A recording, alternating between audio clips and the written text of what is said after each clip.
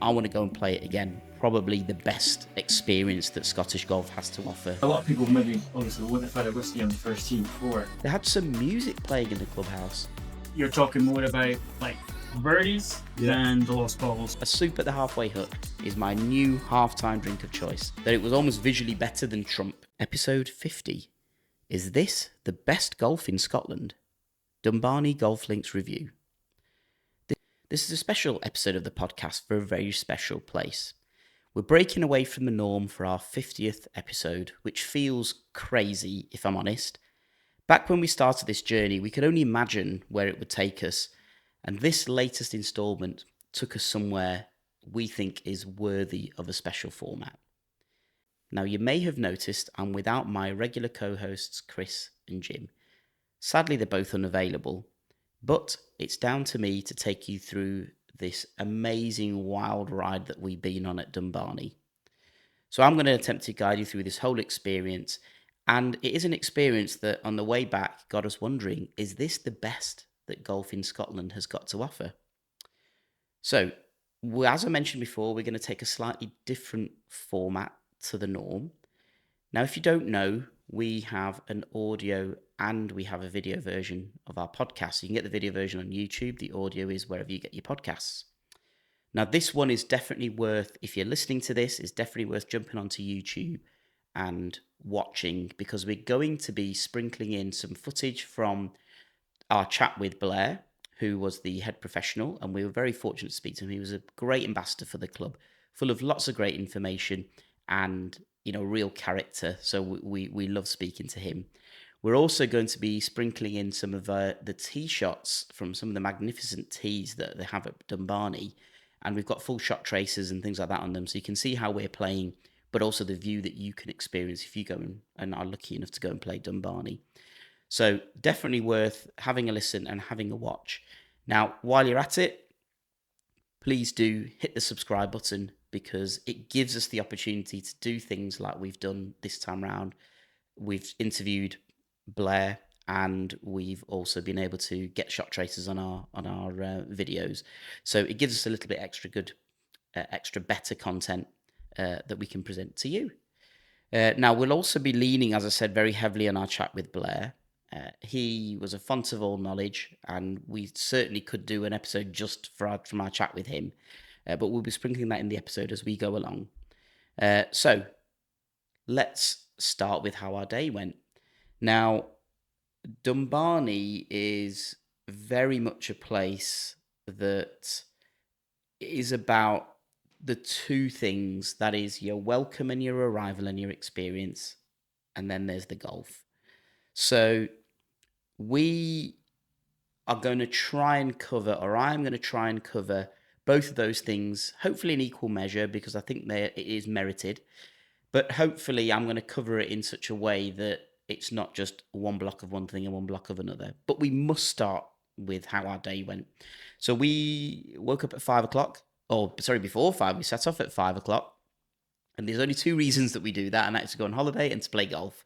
So we had about 2.5 hours in the darkness driving up, and we used that as an excuse to reacquaint ourselves with our preview episode. And if you haven't, get on it. It really got us excited for the round ahead. But we also just wanted to, just really get ourselves up for what we thought was going to be a great day. So we arrived, and Chris has got an electric car, so we made a beeline straight for the car park to go and find one of the EV spaces, and they do have those there. Now, I missed out, and we were expecting this when we did arrive, but we sort of didn't research it well enough because we were doing the electric car charging. But I would recommend, if you're arriving at Dumbarnie, don't head for the car park, head up for the signs for the clubhouse, because you can actually drive up to the clubhouse and you can drop your bags off. And the guys who were there to welcome you in are absolutely brilliant. They were so friendly. They ask you for your tea time, sort of check you in, get your bags out. They'll set you up on trolleys. Now, if you don't have a trolley yourself and you carry, they do actually have push trolleys and pull trolleys that are complimentary and part of your green fee. You can hire electric ones, of course, if you wanted to. But they will get all those loaded up and they'll put your little tag on. And your tag comes with your name printed on it and your tee time, which is a really nice touch. And they will then wheel them round to the back of the clubhouse, which faces out to where all the golf is. Now, once you then go and arrive and you checked in, you walk into the clubhouse, and the first thing you're struck with is you see this lovely sofa, and it's actually where we had the chat with Blair, with a roaring fire. You've got a window that just shows you the first tee. And honestly, that first tee is absolutely spectacular. You've got the Firth of Forth in the distance. You've got this fairway that tumbles down away from you. It's an elevated tee. And it just puts you in a great frame of mind straight away. So I said to you about Dumbarnie having this whole customer service ethos. And, it comes through straight away. Every single member of staff was brilliant. They were on point. They were friendly, not over friendly. They were happy to engage with you and have a bit of a laugh with you. And everybody acknowledged you. You didn't sort of feel like you were interrupting anybody or you were getting in the way or anything like that. So real focus on customer service. So once we'd gone in and we went and introduced ourselves to Blair, and he said, have a seat. We'll grab a coffee. We had a little walk around the clubhouse, and my goodness, what an amazing clubhouse it is. So we gathered last year, 2024, it picked up the Clubhouse of the Year award. I can totally see why. It's not massive, it's not overwhelming, but it had something that just put you at ease about your round. Now, one of the things that you get sometimes is you walk into a clubhouse and it's a bit quiet. People turn around and look at you, who are you? What's going on? Because it's not a member club, it's a paid guests club. I think you already know that everybody's in the same boat. So everybody's really friendly. Like, hi, hello, how are you? All looking forward to the round. And because of the atmosphere that they create at the club and the course from the staff, you just felt really comfortable. And they had one thing going that I've never noticed before, and I only noticed it when we listened back to the interviews with Blair. They had some music playing in the clubhouse, which was fantastic. Why do more places not do that? It sort of meant that you could speak freely because it wasn't too quiet. It meant that you felt you were in a place that was designed for your comfort. And they've done that so well. So in the clubhouse, they've got an absolutely fantastic bar and restaurant. We had some food afterwards. It was absolutely bloody lovely. And you've got these massive windows, again, overlooking the golf. So when you head to the golf, it's one of the things that Dumbarnie is famous for is its welcome on the first tee with a wee dram of whiskey. So we asked Blair about that welcome and how they came about it and what the benefits they see from that. Probably our most photographed / commented on part of the. It's quite a nice little laugh. It's quite an easy, simple touch, but actually, like you say, it's definitely attraction. We partnered with Mammoth whiskies on that, so we started doing it about 2.5 years ago. Okay. We introduced it originally just for just a little bit of a trial. Yeah. But it was so popular that we've done it ever since. Yeah. So yeah. You're gonna go to the point where you've got one on every tee. Yeah, maybe. all the way through 18 whiskies as you go around. It's funny because a lot of people maybe obviously wouldn't have had a whiskey on the first tee before. Yeah. And then if they have a good round, they're like, oh. Yeah, I'll try this. Has that become my new routine? Yeah. So yeah, that's a lot of fun. And our starters podium is actually a whiskey barrel. So, Okay. So we're kind of leaning into that kind of theme one first. But it's really popular. Yeah, I can imagine. When I started to plan, was budgeting, I thought, how many golfers are going to take us up on this? And I thought there'd be quite a lot of international golfers who like whiskey. Yeah. So I had maybe naively thought the uptake would be like 50%. Yeah. For 2 out of every 4 balls. Probably reasonable. And it's a lot higher than that. Is it? It's over 3/4. Is it? Wow. Yeah. So yeah, a lot of people want to partner with us. So we now make our own signature limited edition whiskey through them. So Okay. Dumbarnie Lakes whiskey, which is quite nice. And you can purchase a bottle of it as well. It's limited to 250 bottles every year. So now you may have noticed on that the audio was a little bit louder. Now I've left it in there because I wanted to give everyone a bit of an idea as to the kind of atmosphere you do have in that clubhouse. It was buzzing. People were coming in the door, and you'll see this on the video version, were coming in the door and they were just saying hello to anybody straight away. They were welcomed at the door straight away. And there was a buzz about the place, and it wasn't a buzz of busyness. It was a buzz of excitement. It was a buzz of you're going to have a good time. It was a buzz of fun. And I think it was really important to get that across. You know, it just put us in the right frame of mind. So that's a little aside about the interview elements that we've done with Blair. Now, what he was saying about the whiskey, so we got all of that. We got the welcome, and it was lovely. I'm not a whiskey fan, but I really like that whiskey. But one of the things the starter gives you is your starter little pouch, little valuables pouch. Now, this is really plush. It's all fluffy in the inside. It's like a little mini sleeping bag. And I did actually say I'd probably just go to sleep in that. It was really good. So they've got their own Dumbarnie tartan that they've done. And in it, you get a few teas to go and play. You get pencil. And then you also get a scorecard, which goes sort of sideways. And you then get a course map. So the course maps, I'm really signing on to these now. They're really, really helpful because inside a course map, if you're uninitiated, you get things like the ideal line. You get little tips from the pro. You can get them. In this case, they've not done tips from the pro. They've done it from Clive Clark, who actually designed the course. So very helpful tool. And we talked about that kind of first tee and the spectacular view. So you can watch our tee shots as we're going off. One of the things you notice is that you've got these amazing sea views of the Firth of Forth, sort of laid out in front of you.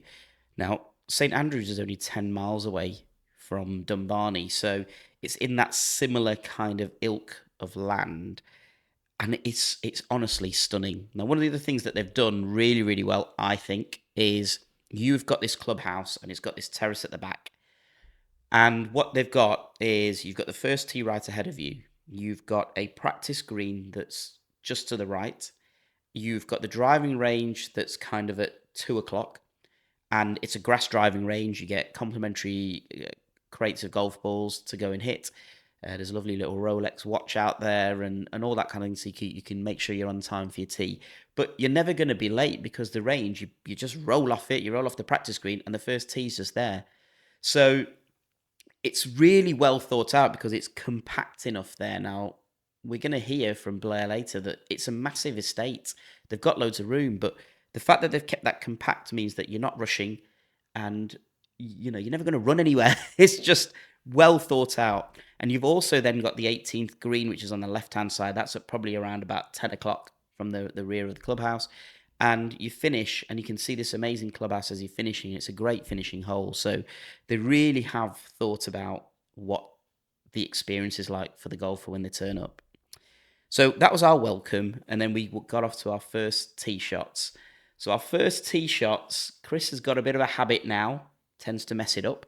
I've got myself into a really nice habit, and that is that I managed to get it down the middle somehow. So you'll be unsurprised to hear that's exactly what happened on our first tee shots this time round. So we finished the first hole, and at this point, the starter gave us a tip, don't take driver, all that kind of thing. But you've always got those nerves. But I think the way that they've set the course up is designed to get rid of all of those nerves straight away. You hit number 2. Number 2 is a spectacular par 5. It's got a burn that snakes through it, so it's got lots of options and strategy options of whether you go for it or you drop short. And then you come to the third. Now, the third is a drivable par 4. So if you heard the preview, our side bet for this golf course was to see who could drive the most greens on the drivable par 4s. Now, this one is at probably one of the most highest points of the golf course. So you've got a great view, quite a challenging tee shot. There's a lot going on visually in front of you, but you know that you've got a decent carry. I think you're only looking at around about a carry of, we played off the white tees, probably looking at a carry of about 250 or probably actually 220 to get over any kind of danger. But, you have to be straight and you have to be accurate. So, got to be worth a go. Now, talking of our starts and how we got underway, Dumbarnie had a bit of a strange baptism, I suppose you'd call it, in that it was due to open just before lockdown happened. So in the end, it opened just after. It was the 29th of May. My birthday is the 28th of May, so I feel I've got some infinity with Dumbarnie Golf Links. But it opened just after lockdown. So there were a lot of challenges at that point for many golf clubs, established golf clubs, let alone a new kid on the block. So we asked Blair how they managed that awkward opening and how it all played out. And this is our 6th season. And have you been here for all? Yeah, so I started in the March before we opened, so March 2020. So I handed my notice in at my previous job, and then about a day later, Boris Johnson went on TV and said, "Right, you must stay at home. You cannot." Okay, yeah, perfect time. Right in the middle of obviously a terrible COVID. Yeah. So it was very unusual. So instead of what I thought I'd be doing would be stocking a pro shop, setting up a golf operation, setting up a pro shop, tee sheet, till system, all that kind of stuff. Yeah. None of that because the clubhouse wasn't finished because the work to finish it. Yeah. So we had to then obviously change the plan. So then we got some, we had to kind of be quite creative, I guess, and we got some temporary cabins. So that was 2021. That was very unusual. To be honest with you, my first month at work, we worked as a gatekeeper. And then 2021, we got into the clubhouse, which was nice. Clubhouse, that we're enjoying just now. But still not a lot of overseas travel. Okay, yeah. Because, of course, like Dumbarnie was that relies on overseas. Yeah, absolutely. Yeah. So still an unusual year. It wasn't full.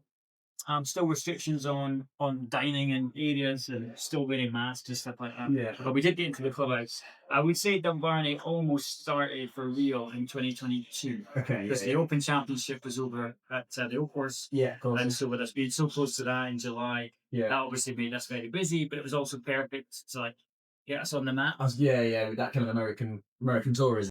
Now, at this stage, we were right in the grips of the golf course, and the weather was lovely. I took a big Pringle sweater out with me because I thought it was going to be really, really cold, and I just ended up getting absolutely boiling. So I managed to take that off at 3, and that third hole is a wild ride. It really is. So we managed to then get ourselves onto the 5th hole. Now, the 5th hole is the first of 2, I'd say 3 holes anyway, but officially 2, that have a split fairway. So it gives you a strategy choice. And, my goodness, it was a fantastic feature. And it was kind of like we were playing off the white tee, so we didn't really have that much of an option because we could carry a lot of the danger. If you're a bit further back, then I can imagine it does give you a real quandary as to what to do. But just to visually have that, and again, it's an elevated tee. It was absolutely lovely, really nice thing to do. And I think that there were a lot of highlights in the visual element of this golf course, but then also the playability.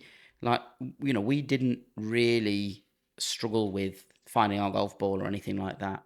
So that was the split fairway par 5. And that then led us on to a quite spectacular par 3, and that was the 6th. So you tee off. I think this one's, again, a little bit elevated. And what they've done with the par 3s, and I thought was really clever, I think they've got 3 of them in total.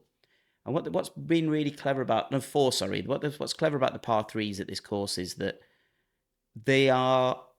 Visually, they're absolutely stunning. They've been put in amazingly strategic places. They've got a degree of danger about them because they have some bunkers, but the greens aren't surrounded by bunkers, and there is bailout, and even if you're a bit short, you're going to find your ball and you're going to be able to play. And I think that's a theme that kind of came out through this whole round for me, that they weren't trying to beat you up. They weren't trying to give you the opportunity to say, I'm never coming back again.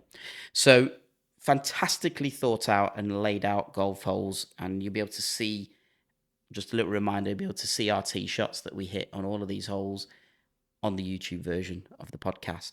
Now, we've been talking to this gentleman, Blair, and we said we had a fantastic time with him, but I thought it'd be interesting to get a bit of background, where he's come from and how Dumbarnie compares to a very, very famous neighbour just 10 miles up the road, and that is the old course at St Andrews, which is everybody knows about and is on everybody's bucket list. So these are Blair's thoughts on Dumbarnie itself and its features and how it compares.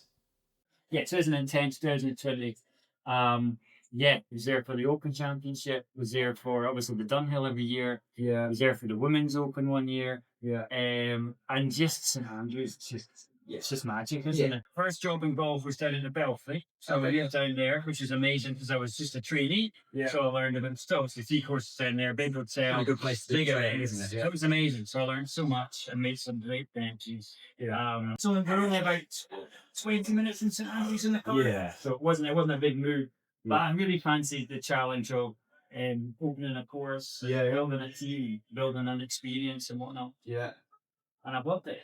So this is us coming towards the end of our 6th season now. Okay. So Dumbarnie's gone from it's gone through a lot of changes in a short space of time. The halfway house was an addition after we opened. I guess what was it? Because I mean, you've literally got one of the newest courses in Scotland, and then the most historic course in Scotland, right? You kind of see both. What are the big differences between those two? I think there is quite a lot. I mean, St Andrews is 7 courses. 6 in the town and the 7th at Castle's just outside the town. And I think probably even down to the pace of play as well. Like you can play a traditional links course because it's so close together. Like the idea was that when you put out on the green, you shouldn't have to walk too far to the next tee. That in the old design style. So even pace of play, you can get around there quite quick because the courses are there. A lot of double fairways and that kind of thing. Of course, like Dumbarnie, Clive Clark's the course architect. And he really likes people to enjoy his courses and he likes them to visually look impressive. And one of the features that's been really popular with Dumbarnie is how private it feels. So usually our golf courses now, we're in year 6, quite busy. There's usually quite a lot of golfers. But none of the holes share any features with any of the other holes. Okay, so you got double greens, or you got St Andrews. So even if you are out there with another 120 people at the same time, it doesn't feel like, because you really only see the hole that you're playing. So I think that's a big difference. I think having a chance to build a modern course with the logistics in mind, like we've got our grass range is about 20 steps from the first. We can see it from here from the putting greens right next to the first. We even have putting cups on our championship tee. So again, from a logistics point of view, it's very different. Like the old courses, they weren't designed with necessarily those things in mind, and space and practice facilities. A lot of the traditional courses don't really have a dedicated practice facility. And do you think that sets Dumbarnie apart in terms of what it can offer? So I think so. I think we get a lot of golfers who might play some of the traditional courses and some of the modern courses. And I think there's a place for both of them, because if you play the traditional ones, particularly in Scotland, like a Carnoustie, they're difficult, Muirfield, they're difficult golf courses. The bunkers are very penal. Slopes are very penal.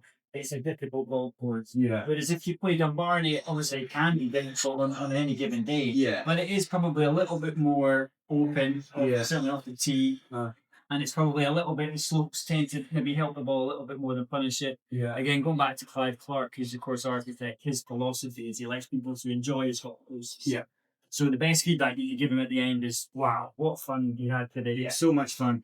You're talking more about like birdies than the lost balls or the bogeys or double bogeys or whatnot. Well, hopefully that's what we'll be talking about later today. I'm sure you will. But no, the feedback so far has been really kind. People seem to enjoy the design of the course. We've got 3 par 4s, but given the right weather conditions, which is a big factor, kind of risk reward type holes. So the 3rd, the 11th, and the 17th, all 3 par 4s. Like I say, given the right wind conditions, you can maybe take on the green off the tee, but there is a little bit of risk involved. But if you can hit the shot, then you've got a good chance. We have to. So our challenge today, we've got to take on all of our balls. We've got to take them on. Perfect. So we'll see how that goes. Well, it's the wind. The reason I say weather dependent is that if obviously it's 30 mile an hour into the wind, then a hole that was drivable is not. But as you can see, it's nice and calm today. So you will have the option. And I think that does make it huge fun. People enjoy that style, and You don't get that at all the courses. And another really nice feature of Dumbarnie is there's 3 holes out there that have got 2 fairways. Yeah. So you can choose which one to go down. Okay. So you can choose to go down. Aim down the middle and hope for the best. Absolutely. Then you get yourself double chance. Yeah. But you can go down one side and it's a shorter distance to the fairway. The fairway's wider. Okay. It's just easier to hit the fairway. But then Yeah. your second shot's probably a bit longer and a bit more difficult. Yeah.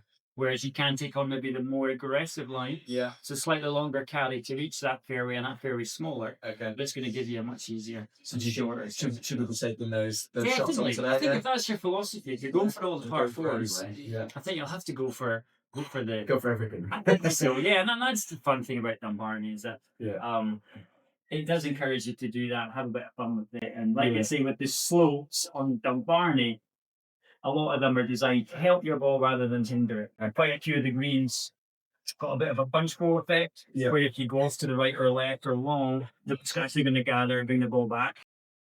Now, I have to say, Blair is absolutely spot on with that main feature of Dumbarnie. I only lost one golf ball, and that's because I already sent it out wide right. And A, that feels really good because you're not in this negative mindset. And B, it gives you an indication of how that course is laid out. So you've got these punch bowl greens, and a lot of them are, and even in the par 3, they've got backstops. So if you're going along, it's going to gather back up towards the hole. And the fairways, if you're a little bit off target, they're not designed to roll off the fairway. They're designed to roll you back in towards the fairway. So it's been very cleverly thought out, this golf course. I think they just don't want you to be struggling. They want you to have birdie shots. They want you to have nice shots that you're going to remember and you're going to talk about and you're going to want to come back. And I think nothing epitomizes that more than the 8th. It's a stunning par 3. It's really elevated. And I'm going to just play a little clip before we talk about these 2 holes, just from Blair about his favourite stretch of holes at Dumbarnie. And have you got any kind of favourite holes or favourite stretches of hole? My favourite stretch, without a doubt, is 8 and 9. When I was talking about the views on playing the 8th and playing the 9th, the view from out of the halfway house, I was bent through on both courts. Yeah. Because you've got quite a bit of elevation looking right down towards the sea. So we're obviously in what Blair thinks is the best part of the course here. So the 8th, like I said, it's absolutely stunning. You'll be able to see our tee shots, and it's a bowl green. It's got a couple of bunkers left and right, but it's a really wide approach to the bunker. So you're not thinking about hazards. And that's the important thing here. There's very rarely are you actually thinking in your head, don't go there, don't go there, don't go there. You've always got a bit of bailout. And this was an absolutely fantastic hole. We came around, as you come through the 7th, the green complex of the 7th, you sort of you come out and then you look right and then this hole just appears and it's amazing. So what a stunning golf hole that was. And then you walk back up the hill slightly towards the halfway hut. Now, the halfway hut is so plush. It's probably better than some clubhouses I've been to. And it was, great hospitality in there. We were looked after really well. Just very well kitted out. Again, a nice big window overlooking the 9th tee. Now, at the halfway hut, I have to say, we go in. I'm gluten-free, so I usually struggle at halfway huts. But they had this curried carrot soup. And I have to say, if you go there and you play, please get the soup. Because if that soup was anything to go by, it was absolutely delicious. And now a soup at the halfway hut is my new half-time drink of choice. Now, I must say, I got a bit of a taste for the whiskey. So I did have another whiskey at the halfway hut as well. But I thought, I'm not driving. When in Scotland, all that kind of thing. So I kind of got carried away with it. But that 9th tee is spectacular. It's, again, an elevated tee shot. I think this is actually probably the highest point of the course. It's an elevated tee shot. You see the Firth of Forth again, and you see this hole laid out in front of you. Now, this hole in particular reminded me of, I think it was the 5th at Portrush, where they had the Open this year, where they were trying to drive the green. It was a drivable par 4 for the big guys. It reminded me of that. It kind of doglegs right a little bit, very mild. but it's all laid out in front of you, and you've got a risk and reward element to it. Now, the other thing that this course reminded me of, and it's been our favourite course so far, and that was Trump in Aberdeen, where everything's laid out. Now, I don't know if it was a time of year, but the contrast between that green and that brown of the fescue, the green of the fairway, was so stark that it was almost visually better than Trump for that, in that respect. And the fairways were just like carpets. You know, you can see that somebody goes out there, does all the divoting, and it was just a beautiful, beautiful place to play golf. And like I say, you're struggling to lose a golf ball there. You know, the rough isn't, because it's now been bedded in now, it's 5 years old. And this is the 6th season, I think. The rough is bedded in, so it's cut down. It's not too penal. You know, you're going to have to work to find your ball a little bit, but it's not ridiculous. And then we sort of headed up towards, you know, the kind of the next turn. 10's an interesting hole with an interesting tee shot, but again, not intimidating. You see this big stretch of wide fairway. I chose to hit a mixture of driver and 3 hybrid, and I was getting good success with that. You know, where it was a big wide open one, I knew I needed a bit of distance, the driver came out. Otherwise, a nice 3 hybrid, you know, somewhere down the middle, and you're going to get good run on it. You know, I was hitting my 3 hybrid about 250 with the run. So you don't have to get your driver out. You know, you could play it with confidence, and it was lovely to see the ball just kind of soaring out towards sea, and then landing somewhere safely. And then we hit the 11th. So the 11th was the second of our par 4s that we could drive. And we had an interesting moment here. So there was a guy who was playing behind us, and they were doing a pro-am, and his name was John Henry. Now, John Henry is the actual course record holder. So we'd seen the bag and we'd seen the name, and we were like, oh, okay, kind of hadn't joined the dots. And then Blair had told us about him, and then we actually ended up playing with him. So he watched our tee shots, and you'll be able to see them as well. He actually watched our tee shots. So I think Chris I went first. And I absolutely nailed it. Probably as well as I can hit my 3 hybrid. Didn't quite have the distance, just rolled up to the front edge of the green. So I was made up, especially with the course record holder watching, right? Chris steps up, 5 wood in hand, absolutely mullers it. Now, I am pretty bad at seeing my ball down, so I didn't see where it ended up. And we didn't know, but he was watching. John Henry was watching, and he said, oh, yeah, that'll be on. And we were like, are you sure? Are you absolutely sure? And he went, yeah, that'll be on. And then I sort of went and introduced myself and sort of explained what we're doing. And he was like, are you doing a bit of content? You know, that kind of thing. So, yeah, it was quite an interesting little moment there to see the course record holder seeing you going for the green on these par 4s. Now, that then got us, reminded us, because we'd met the course record holder, of the chat we'd had with Blair about course records. And here's what he had to say. I found it quite difficult, to be fair. We've had a few pro-ams here, Right. and we've actually got one this afternoon. It's like a pro or very good amateur. Got a final today, Right. and one of the guys playing his name's John Henry. He'd actually got the course record on the wall there, 63 off the blacks. Right. So I've definitely not shot 63 Okay. off So the blacks. because I mean, it's supposed to be tagline, it's fair and it's playable, but it's not easy by any means. Definitely not. And getting back to the conditions, really, links courses in general, like you saw this on the Dunhill a couple of weeks ago, like on the first day of the Dunhill, there was no wind, and I think somebody shot 29 on one of the nines. Yeah. So you get Dumbarnie on a day like that, scoring will be good. Yeah. And as soon as the wind gets up, and we can tuck the pins as well. Like we had a professional event back in 2021. We had the Women's Scottish Open, which was great. So that was in an Olympic year because of COVID. So you had the Olympics in Japan. Yeah. You had the Scottish Open year, and you had the Open Championship at Carnoustie for the women. Well, it was brilliant. Yeah. But you saw it on the Thursday, Friday. Scoring was low because the wind was low. And Saturday the wind blew probably to, I don't know, 25, 30 miles an hour, and the scoring went straight up. So it is a defence a little bit. But today, if we're just talking today, it's quite calm today. So you guys, We should choose it. Should we? What we're saying. Well, you should play well, and you should get a chance to enjoy it without having to battle too much against. Yeah. And I have to say, Blair is absolutely right. It's a highly playable course. It was described to us as fun. And I think fun downplays it a little bit. It makes it feel like it's not a serious golf course. This is a serious golf course. It's just that they've not put a premium on punishing you for misplaced golf shots or slightly errant golf shots.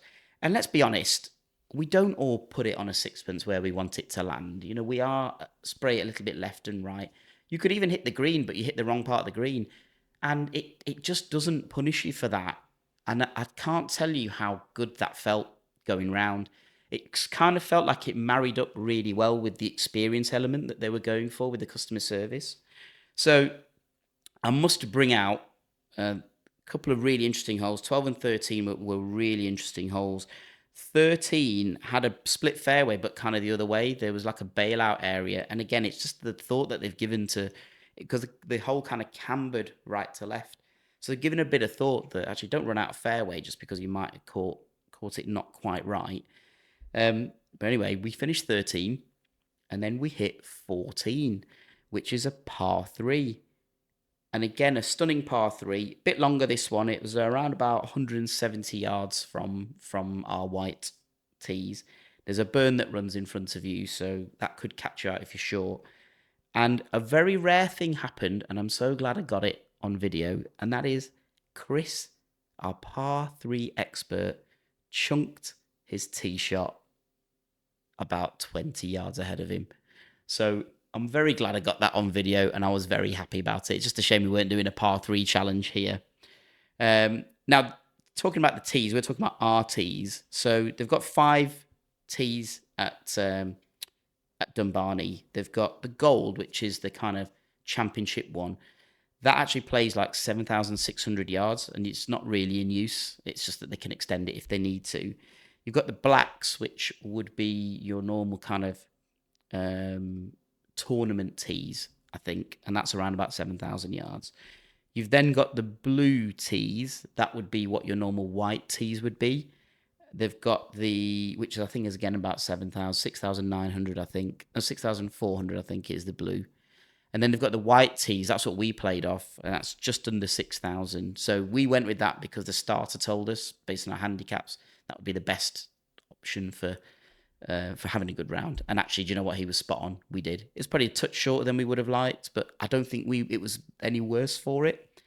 And then you've got the forward tees, which is the red tee, which I think is around about 5,500.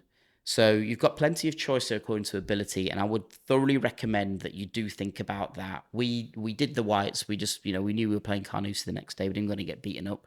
We just wanted a nice fun round, and we certainly got that. So that then led us up to the 15th, which again has a split fairway. Now this has a split fairway that is a little bit slightly different. You've got 3 options here. You can either really lay up on the right, or then you can go for it with the driver down the middle, and you've got about a 270 carry to carry some bunkers, or you could play a bit safer on the left, where you can actually lay up or you can go big. So I chose the kind of left option, which with my 3 hybrid, absolutely crackerjack of a tee shot right down the middle. They have the way they've done the fairways. There's like it's 2-toned. So you've got this line that goes right down the middle. So it's great visual aid for aiming. You just know where you're going from, where the middle of the fairway is. Chris took the more sort of tiger line, and then with mixed results. But as we were kind of walking around and just looking at the terrain, it reminded us of something Blair said when we talked to him, and that was about the man-madeness of this whole golf course. So I can't describe it as well as Blair did. So here's Blair talking about how they actually logistically managed to do this. Obviously, it's completely man-made. Like there's over 600 dunes out there, and all but those 2 big ones on AT, all man-made. Yeah. So it's completely sculpted. If you see when you're playing out in the furthest corner, 13 and 14, if you just look beyond the boundary into the fields, farmers' fields, that's what it used to look like. Yeah. So it's very flat, farmland. So they've scooped it out and moved hundreds of thousands of tons of stuff. But what's interesting is I didn't bring any material in. Right. Okay. So no just moved around. material brought in, not one wonderful. That's brilliant. All existing material that's just been moved to the side or built up here and built up there. I mean, that's a feat of engineering in itself, isn't it? That's incredible planning. I don't know how you arrive on day one. Yeah. Where do you start? But Clive, it's the first course he's done in Scotland. So Clive was a Ryder Cup player, and then he went on to quite a successful media career for the BBC. And so, but then he moved into course architecture, and he's done over 50 courses around the world. But this was his first one in Scotland. Wow. So one of his best friends, Malcolm Campbell, lives in a little village called London Links, which you probably just Yeah. So he lives in London Links, and he used to walk his dog along the beach and on this land. And he always thought, God, there should be a golf course there, like location wise, like view, like the ground. You know, it really, really should. And anyways, over the course of a few years, he said to Clyde, you should do it. And I think initially, from what I understand, it was a little bit like, oh yeah, that would be fun, wouldn't it? And then eventually it was like, actually, it's not a bad idea. And then they got to know, so it's part of the Balcares estate, which is 5,000 acres around here. But as I say, the golf course is built in 1945. So Clive Clark, I'll have to say, doff of the cap to him, because he's designed an absolutely fantastic golf course. And like I say, it's described as fun. I think that does make it seem like it's not a serious golf course. I loved this place, and I would defy anybody to go there and not have a good day of golf and enjoy themselves. So as we're hitting our closing stretch, the sun came out at this point. We're getting some lovely dusk settling in, and we hit the last drivable par 4. So this was the last of our signature hole, of our side bet, that Jim set us, and that was you'd get 1 point if you drove the green. So Chris is 1-0 up at the minute because he drove the green on the 11th. And this 17 one is tough. It really does dogleg. There is an old wall there that's a bit short. This is a tough driving hole, and obviously everything points you out towards the left where the hole then turns, whereas you're going more right. So visually, when you're stood on the tee box and you're aiming so far right, it's a little bit tough. I think for amateurs that is difficult. And we'd actually bumped into a couple of guys because they were a 2-ball, we were a 2-ball. So we started chatting to them on the 17th tee. So we joined them up with them. And I must mention, they were lovely guys, John and Sam. They were from down south. I think before I give you some kind of idea, and actually this was our signature hole challenge, the 17th, which Chris comfortably won, I'm afraid. I didn't have a great... I think we drew this one. We were both net 5, so we didn't play it particularly well. But we didn't lose a ball, and that was a great thing about it. It gave you a chance. But before I kind of give you my final thoughts and closing thoughts on Dumbarnie, I think it's really important to hear from Blair again, a great representative of the club. But he said something that really stuck in my mind, and it was about the day that the golf course opened. Oh, see, for our opening day, it was beautiful sunshine, not a breath of wind. Oh, really? It was like a picture day. You couldn't have planned that. Honestly. And then it was like that all summer in that 2020. Was that the kind of moment you just went, do you know what? Somebody up there is looking out for us here. We had so many things like that went in our way. But you just thought, there's a good energy here. There's a good vibe. And I think Blair sums it up really well. There is a fantastic energy about that place. There is a wonderful, friendly atmosphere there. The golf course absolutely stacks up. 18, which will show you our tee shots, and possibly an approach shot as well. But the 18th is a wonderful closing hole. You play a slightly unsighted tee shot, and then as you come round the corner, the green and the green complex reveals itself, and the clubhouse is sitting proudly behind it. And it's a great scene. You finish, it's a very fair hole. It's a nice, generous green. And it just finished on such a high note, that golf course, that it was absolutely a treat to play. And if you get a chance, I think this is probably the best experience that Scottish golf has to offer because of the whole package. So There is one thing that I did want to bring up as just a bit of a wider point and our experience. There are 3 drivable par 4s, and I, by the way, totally encourage everybody to have a go at these. My one criticism, and this is the only thing I can find to say that isn't effusive about Dumbarnie Golf Links, and that is that when you're approaching the drivable par 4s, you know you are, because it just starts to back up a little bit, and it's probably from one hole before. And that's because everybody's waiting to play on that green, right? And it does clear up pretty quickly afterwards.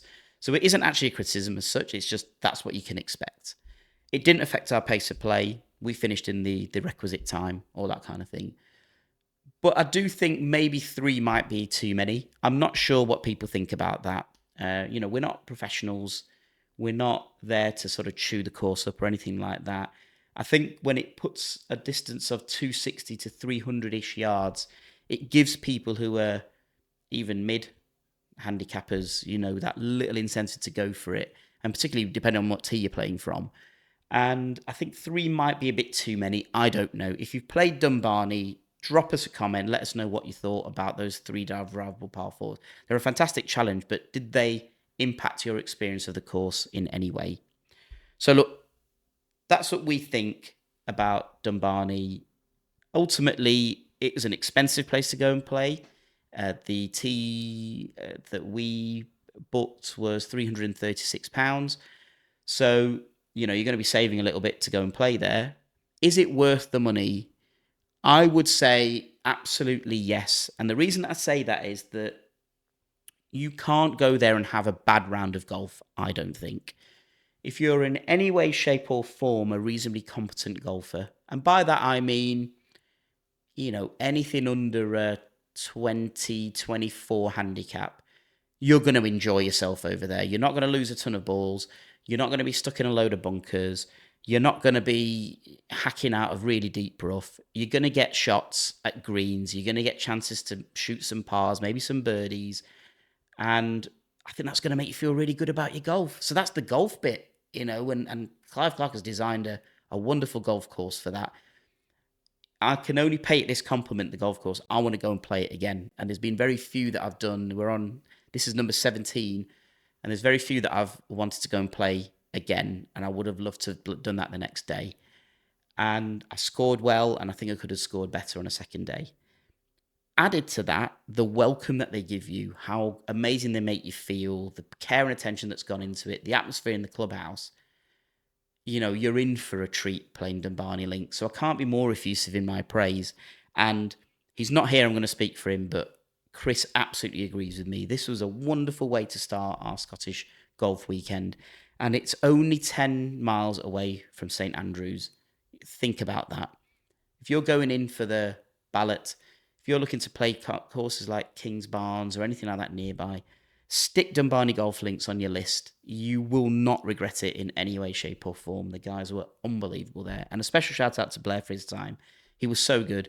And also David, who's the general manager. He's the one I was talking to, and it's a real shame I couldn't meet him. He was away on official PGA business. So he's obviously taking his PGA responsibilities very seriously. But he was an absolute gent to deal with. And all the booking team were great. They're just going to make this experience wonderful for you. So give it a go. If we can do it, we don't have any sort of end of course ratings or anything like that, but double thumbs up for Dumbarnie Golf Links. We're going to have a little think now about Dream 18. I'm sure there's a couple of holes that are going to go in there. But yeah, give it a go. It's well worth it.